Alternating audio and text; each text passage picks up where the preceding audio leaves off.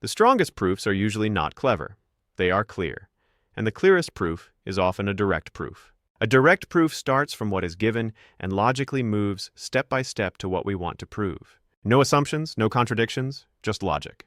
When the statement is constructive, when definitions apply naturally, when algebraic manipulation is clean. If a direct proof works, it is almost always the best proof. State what is given.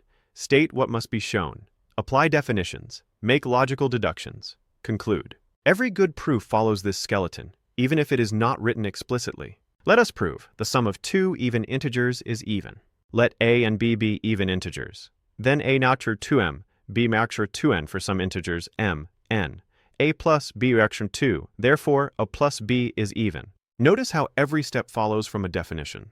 This proof is simple, but it contains everything Olympiad mathematics values.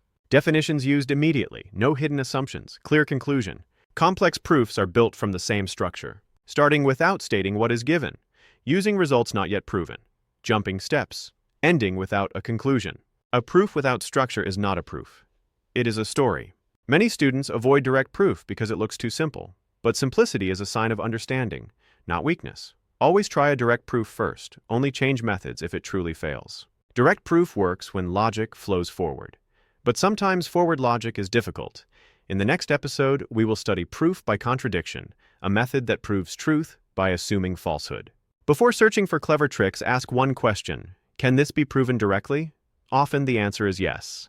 See you in episode 0.4.